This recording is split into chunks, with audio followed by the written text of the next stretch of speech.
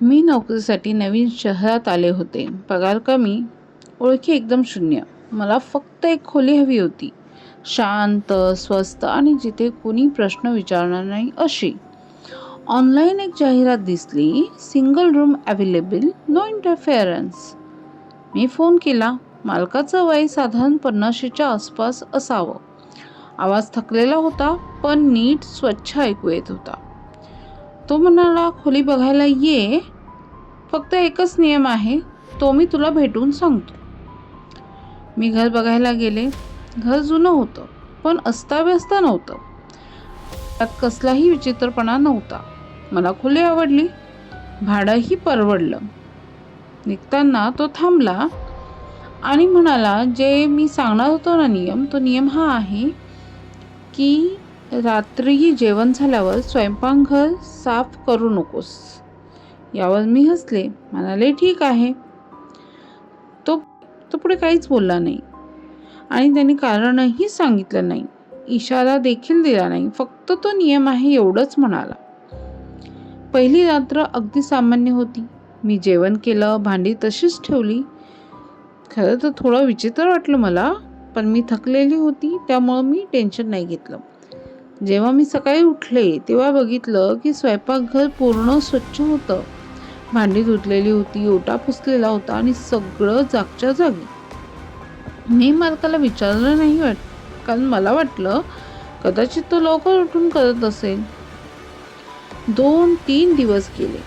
दररोज मी भांडी तशीच ठेवायचे आणि दररोज सकाळी स्वयंपाकघर स्वच्छ असायचं. पण एक गोष्ट जाणवली, तो मालक कधीच स्वयंपाकघरात मला दिसला नाही, ना सकाळी ना रात्री. तरीही सगळं नीट असायचं. एक दिवस मला उशिरा जायचं होतं.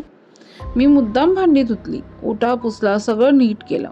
मनात म्हटलं हा नियम किती विचित्र आहे, आणि झोपायला गेले. सकाळी उठले, स्वयंपाकघर जसंच्या तसं होतं. एकही भांडं हललेलं नाही किंवा पाण्याचा थेंबही नव्हता.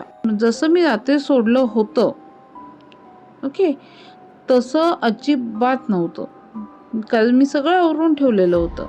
न सगळं डिस्टर्ब झालेलं होतं. त्या दिवसानंतर मला पर्सनली ते घर वेगळं वाटायला लागलं. कोणी दिसत नव्हतं, काही आवाज नव्हता, पण घर रिकामं वाटत नव्हतं. जणू कोणीतरी आपलं काम झालंय का हे पाहतंय. मी पुन्हा नियम पाळायला सुरुवात केली. दुसऱ्या दिवशी स्वयंपाकघर पुन्हा स्वच्छ होतं. एक संध्याकाळी मी मालकाशी बोलायला बसले. मी सहज विचारलं, काका तुम्ही रोज भांडी कधी धुता? तो काही क्षण शांत राहिला आणि मग म्हणाला, मी नाही धुत भांडी. मी हसले, पण तो नाही हसला. तो पुढे म्हणाला, म्हणूनच मी तुला नियम सांगितला होता. दुसऱ्या दिवशी मालकाने मला घर सोडायला सांगितलं. कोणतंही कारण नाही, कोणताही राग नाही. फक्त म्हणाला, आता इथे राहणं तुझ्यासाठी योग्य नाहीये.